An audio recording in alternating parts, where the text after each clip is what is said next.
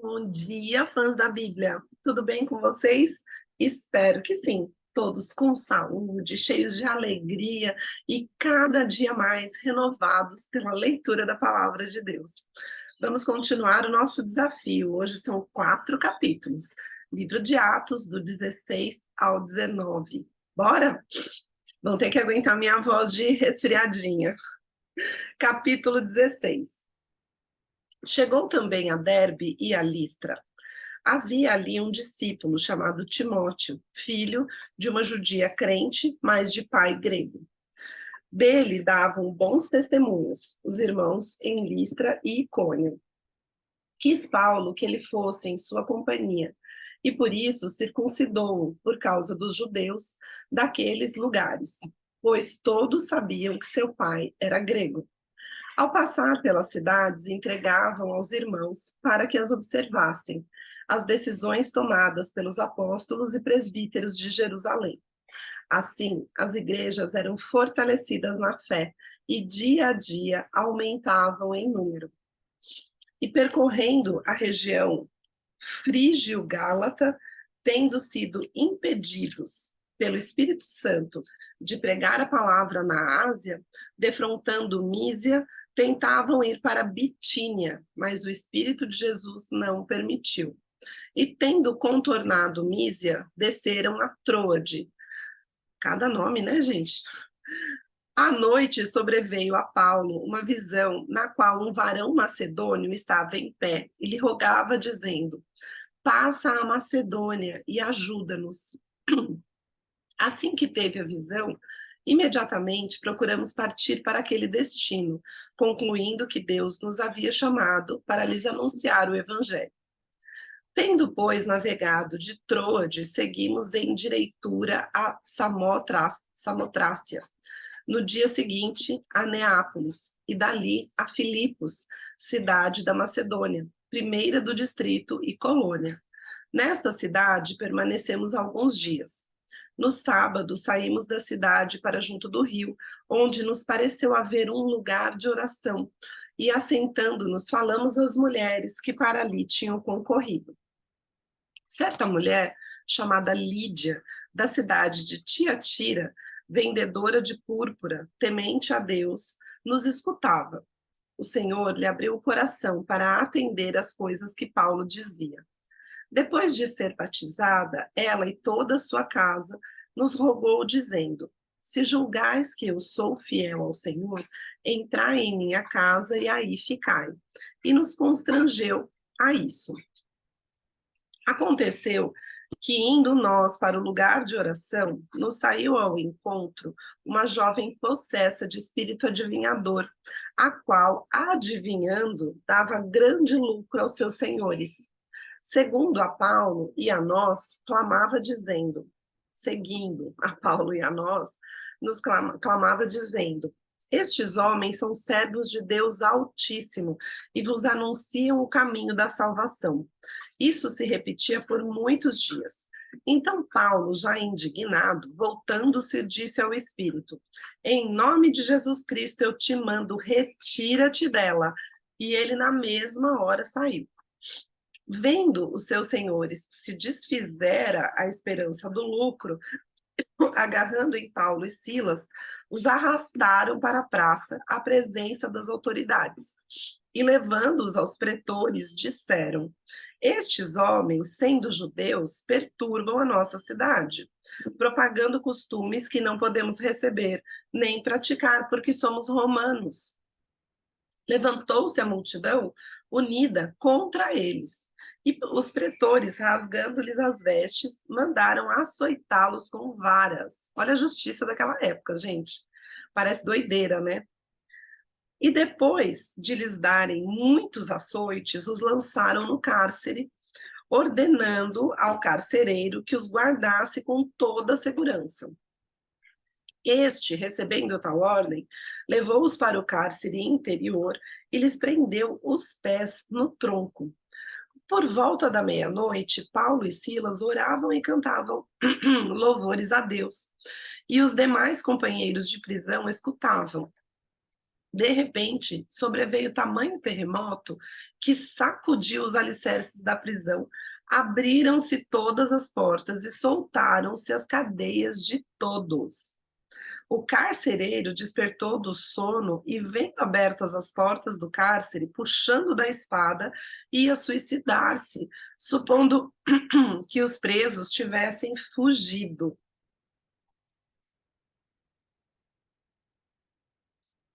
Pausa para uma aguinha. Mas Paulo bradou em alta voz: Não te faças nenhum mal, que todos aqui estamos.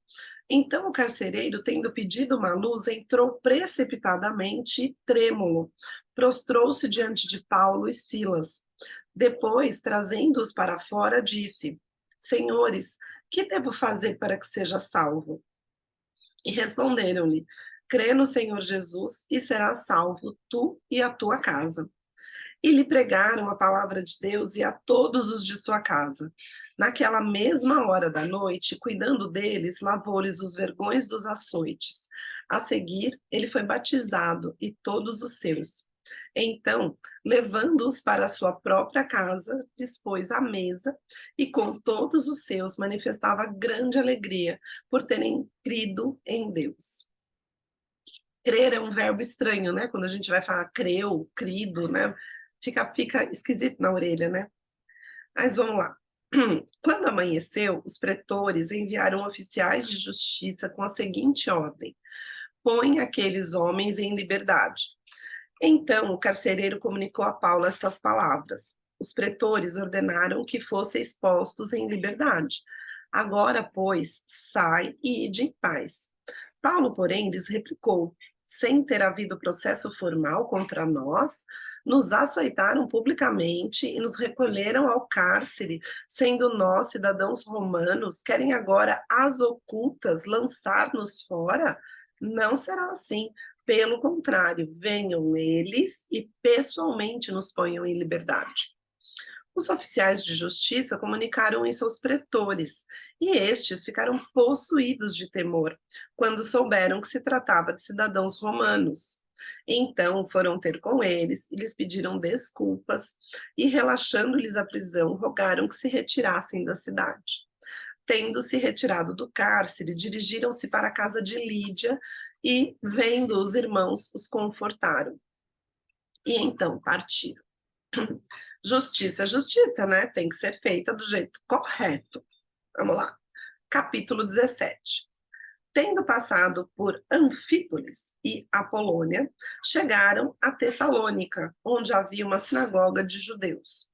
Paulo, segundo seu costume, foi procurá-los e por 3 sábados arrazoou com eles acerca das Escrituras, expondo e demonstrando ter sido necessário que o Cristo padecesse e ressurgisse dentre os mortos, e este, dizia ele, é o Cristo Jesus que eu vos anuncio. Alguns deles foram persuadidos e unidos a Paulo e Silas, bem como numerosa multidão de gregos piedosos e muitas distintas mulheres. Os judeus, porém, movidos de inveja, trazendo consigo alguns homens maus dentre a malandragem, ajuntando a turba, alvoroçaram a cidade e, assaltando a casa de Jason, procuravam trazê-los para o meio do povo. Porém, não os encontrando, arrastaram Jason e alguns irmãos perante as autoridades, clamando: Estes que têm transtornado o mundo chegaram também aqui, os quais Jason hospedou. Todos estes procedem contra os decretos de César, afirmando ser Jesus outro rei. Tanto a multidão como as autoridades ficaram agitadas ao ouvirem essas palavras. Contudo, soltaram Jason e os mais após terem recebido deles a fiança estipulada.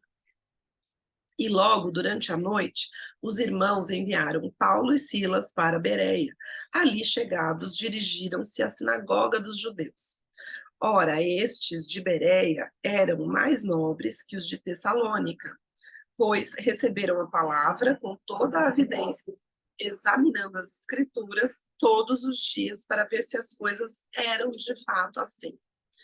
Com isso, muitos deles creram, mulheres gregas de alta posição e não poucos homens. Mas logo que os judeus de Tessalônica souberam que a palavra de Deus era anunciada por Paulo, também em Bereia, foram lá excitar e perturbar o povo. Então os irmãos promoveram sem detença a partida de Paulo para os lados do mar, porém Silas e Timóteo continuaram ali. Os responsáveis por Paulo levaram-no até Atenas e regressaram trazendo ordem a Silas e Timóteo para que o mais depressa possível fossem ter com ele, lá em Atenas. Enquanto Paulo os esperava em Atenas, o seu espírito se revoltava em face da idolatria dominante na cidade. Olha onde o coitado foi parar, né? Por isso, dissertava na sinagoga entre os judeus e os gentios piedosos, também na praça, todos os dias, entre os que se encontravam ali.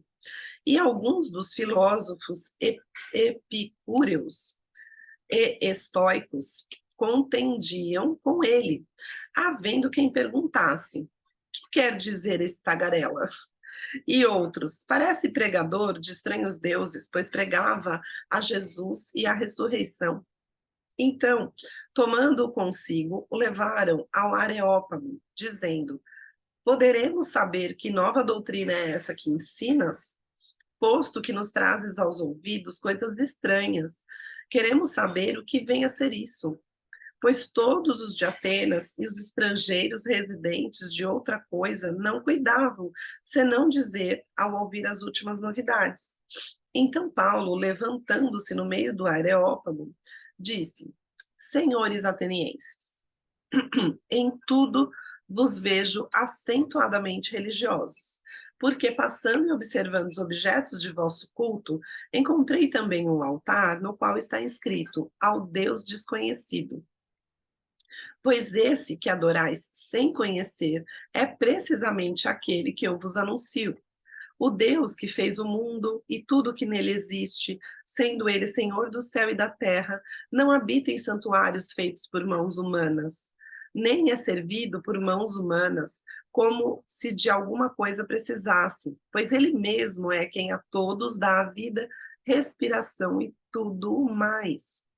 De uma só fez toda a raça humana, para habitar sobre toda a face da terra, havendo fixado os tempos previamente estabelecidos e os limites de sua habitação, para buscarem a Deus, se porventura tateando o possam achar, bem que não está longe de cada um de nós, pois nele vivemos e nos movemos e existimos, como alguns dos vossos poetas têm dito, porque dele também somos geração. Que bonito isso, né? Dele vivemos e nos movemos e existimos. Sendo, pois, geração de Deus, não devemos pensar que a divindade é semelhante ao ouro, prata ou a pedra, trabalhados pela arte e imaginação do homem. Ora, não levou Deus em conta os tempos da ignorância, agora, porém, notifica aos homens que todos, em toda parte, se arrependam, porquanto estabeleceu um dia em que há de julgar o mundo com justiça, por meio de um varão que destinou e acreditou diante de todos, ressuscitando dentre os mortos. Quando ouviram falar de ressurreição dos mortos, uns escarneceram e outros disseram: a respeito disso, te ouvimos noutra ocasião. A essa altura, Paulo se retirou do meio deles. Houve, porém, alguns homens que se agregaram a ele e creram. Entre eles estava Dionísio, o Areopagita, uma mulher chamada Damares, e com eles outros mais. Capítulo 18. Depois disso, deixando Paulo Atenas, partiu para Corinto. Lá encontrou certo judeu chamado Áquilo, natural do Ponto, recentemente chegado da Itália, com Priscila, sua mulher, em vista de ter Cláudio decretado que todos os judeus se retirassem de Roma. Paulo aproximou-se deles. Já pensou, gente? O cara era doido, né? Uma hora, judeu, vai tudo embora. Nossa, imagina aqui, né? São Paulo, se a gente fosse mandar todas as pessoas que não são naturais daqui de volta para suas cidades, não ficava ninguém aqui, né? Só eu sou nascida e criada aqui, mas, gente, era muito pouca gente que ia ficar aqui, né? Bom, graças a Deus que a gente não tem isso nesses nossos tempos atuais. Bom, e posto que eram do mesmo ofício, passou a morar com eles e ali trabalhava, pois a profissão deles era fazer tendas. E todos os sábados discorria na sinagoga, persuadindo tanto judeus como gregos. Quando Silas e Timóteo desceram da Macedônia, Paulo se entregou totalmente à palavra, testemunhando aos judeus que o Cristo é Jesus. Opondo-se ele e blasfemando, sacudiu Paulo as vestes e disse-lhes: sobre a vossa cabeça o vosso sangue. Eu dele estou limpo, e desde agora vou para os gentios. Saindo dali, entrou na casa de um homem chamado Tício Justo, que era temente a Deus. A casa era contígua à sinagoga. Mas Crispo, o principal da sinagoga, creu no Senhor com toda a sua casa. Também muitos dos coríntios, ouvindo, criam e eram batizados. Teve Paulo, durante a noite, uma visão em que o Senhor lhe disse: não temas, pelo contrário, fala e não te cales, porquanto eu estou contigo, e ninguém ousará fazer-te mal, pois tenho muito povo nesta cidade. E ali permaneceu 1 ano e 6 meses, ensinando entre eles a palavra de Deus. Quando, porém, Galho era procônsul de Acaia, levantaram-se os judeus concordemente contra Paulo e o levaram ao tribunal, dizendo: este persuade os homens a adorar a Deus por modo contrário à lei, dizendo, ia Paulo falar quando Galho declarou aos judeus: se fosse com efeito alguma injustiça ou crime da maior gravidade aos judeus, de razão seria atender-vos. Mas se é questão de palavra, de nomes e da vossa lei, tratai disso vós mesmos. Eu não quero ser juiz destas coisas. E os expulsou do tribunal. Então todos agarraram Sóstenes, o principal da sinagoga, e o espancavam diante do tribunal. Galho, todavia, não se incomodava com essas coisas. Mas Paulo, havendo permanecido ali ainda muitos dias, por fim, despedindo-se dos irmãos, navegou para a Síria, levando em sua companhia Priscila e Áquila, depois de ter raspado a cabeça em Cencreia, porque tomara voto. Chegados a Éfeso, deixou-os ali. Ele, porém, entrando na sinagoga, pregava aos judeus, rogando-lhe eles que permanecesse ali mais algum tempo. Não acedeu. Mas, despedindo-se, disse: se Deus quiser, voltarei para vós outros. E embarcando, partiu de Éfeso. Chegando a Cesareia, desembarcou, subindo a Jerusalém, e tendo saudado a igreja, desceu para Antioquia. Havendo passado ali algum tempo, saiu atravessando sucessivamente a região da Galácia e Frígia, confirmando todos os discípulos. Nesse meio tempo, chegou a Éfeso um judeu natural de Alexandria, chamado Apolo, homem eloquente e poderoso nas escrituras. Ele era instruído no caminho do Senhor, e sendo fervoroso de espírito, falava e ensinava com precisão a respeito de Jesus, conhecendo apenas o batismo de João. Ele, pois, começou a falar ousadamente na sinagoga. Ouvindo, porém, Priscila e Áquila tomaram-no consigo e com mais exatidão lhe expuseram o caminho de Deus. Querendo ele percorrer a Acaia, animaram-no os irmãos e escreveram aos discípulos para o receberem. Tendo chegado, auxiliou muito aqueles que, mediante a graça, haviam crido, porque com grande poder convencia publicamente os judeus, provando por meio das Escrituras que o Cristo é Jesus. Capítulo 19. Aconteceu, estando Apolo em Corinto, Paulo, tendo passado pelas regiões mais altas, chegou a Éfeso e, achando ali alguns discípulos, perguntou-lhes: recebestes porventura o Espírito Santo quando crestes? Ao que responderam: pelo contrário, nem mesmo ouvimos que existe o Espírito Santo. Então Paulo perguntou: em que, pois, fostes batizados? Responderam: no batismo de João. Disse-lhes Paulo: João realizou batismo de arrependimento, dizendo ao povo que cresce naquele que vinha depois dele, a saber, em Jesus. Eles, tendo ouvido isso, foram batizados em nome do Senhor Jesus, e impondo-lhes Paulo as mãos, veio sobre eles o Espírito Santo, e tanto falavam em línguas como profetizavam. Eram ao todo uns 12 homens. Durante 3 meses, Paulo frequentou a sinagoga, onde falava ousadamente, dissertando e persuadindo com respeito ao reino de Deus.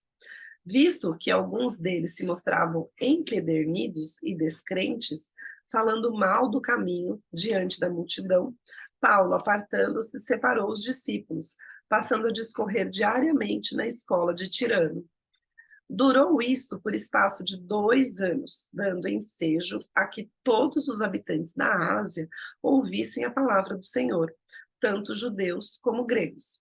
E Deus, pelas mãos de Paulo, fazia milagres extraordinários, a ponto de levarem aos enfermos lenços e aventais do seu uso pessoal, diante dos quais as enfermidades fugiam das suas vítimas e os espíritos malignos se retiravam.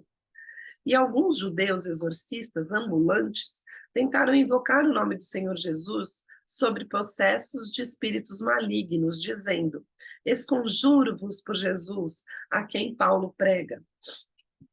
Os que faziam isso eram 7 filhos de um judeu chamado Seva, sumo sacerdote. Mas o espírito maligno lhes respondeu: conheço a Jesus e sei quem é Paulo, mas vós, quem sois? Ai, já pensou ser afrontado assim pelo espírito maligno? Eu, hein? E o possesso do espírito maligno saltou sobre eles, subjugando a todos, e de tal modo prevaleceu contra eles que, desnudos e feridos, fugiram daquela casa. Chegou este fato ao conhecimento de todos, assim judeus como gregos, habitantes de Éfeso, veio temor sobre todos eles, e o nome do Senhor Jesus era engrandecido. Muitos dos que creram vieram confessando e denunciando publicamente as suas próprias obras. Também muitos dos que haviam praticado artes mágicas, reunindo os seus livros, os queimaram diante de todos. Calculados os seus preços, achou-se que montavam a 50.000 denários. Assim, a palavra do Senhor crescia e prevalecia poderosamente. Cumpridas estas coisas, Paulo resolveu no seu espírito ir a Jerusalém, passando pela Macedônia e Acaia, considerando, depois de haver estado ali, importa-me ver também Roma. Tendo enviado à Macedônia 2 daqueles que lhe ministravam, Timóteo e Erasto, permaneceu algum tempo na Ásia. Por esse tempo houve grande alvoroço acerca do caminho, pois um ourives chamado Demétrio, que fazia de prata nichos de Diana e que dava muito lucro aos artífices, convocando-os juntamente com outros da mesma profissão, disse-lhes: Senhores, sabeis que deste ofício vem a nossa prosperidade. E estáis vendo e ouvindo que, não só em Éfeso, mas em quase toda a Ásia, este Paulo tem persuadido e desencaminhado muita gente, afirmando não serem deuses os que são feitos por mãos humanas. Não somente há o perigo de a nossa profissão cair em descrédito, como também o de o próprio templo da grande deusa Diana ser estimado em nada e ser mesmo destruída a majestade daquela que toda a Ásia e o mundo adoram. Olha o perigo. Ouvindo isso, encheram-se de furor e clamavam: grande é a Diana dos Efésios. Foi a cidade tomada de confusão, e todos, a uma, arremeteram para o teatro, arrebatando os macedônios, Gaio e Aristarco, companheiros de Paulo. Querendo este apresentar-se ao povo, não lhe permitiam os discípulos. Também as diarcas, que eram amigos de Paulo, mandaram rogar-lhe que não se arriscasse indo ao teatro. Uns, pois, gritavam de uma forma, outros de outra, porque a assembleia caíra em confusão. E, na sua maior parte, nem sabiam por que motivo estavam reunidos. Então tiraram Alexandre dentre a multidão, impelindo os judeus para a frente. Este, acenando com a mão, queria falar ao povo. Quando, porém, reconheceram que ele era judeu, todos, a uma voz, gritaram, por espaço de quase 2 horas: Grande é a Diana dos Efésios! O escrivão da cidade, tendo apaziguado o povo, disse: senhores Efésios, quem porventura não sabe que a cidade de Éfeso é a guardiã do templo da grande Diana e da imagem que caiu de Júpiter?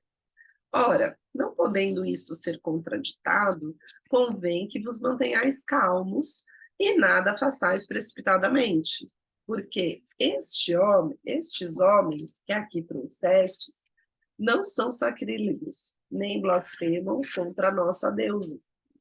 Portanto, se Demétrio e os artífices que o acompanham têm alguma queixa contra alguém, há audiências e procônsules que se acusem uns aos outros. Mas, se alguma outra coisa pleiteais, será decidida em assembleia regular, porque também corremos perigo de que, por hoje, sejamos acusados de sedição, não havendo motivo algum que possamos alegar para justificar esse ajuntamento. E, havendo dito isso, dissolveu a assembleia. Gente, que história! Já pensou uma cidade inteira mobilizada para perseguir Paulo, Timóteo e a galera toda que falava de Jesus, né? A religião, na Idade Antiga, era um alicerce muito forte da sociedade. Então, qualquer movimento, né, tinha repercussão enorme pela multidão, né? E como era um tempo assim também de muita ignorância, né? Não tinham poucas pessoas que tinham acesso ao conhecimento, né? O conhecimento formal, a livros, a leitura, né? A capacidade de fazer contas, etc. Então era uma população muito fácil, né, de ser dominada, né? E aí a gente vê essas histórias assim, eu só fico imaginando como foi difícil, né, para os primeiros cristãos o falar, né, o passar a mensagem, o convencer as pessoas, né, tirá-las da ignorância, da escravidão, da falta do conhecimento, né?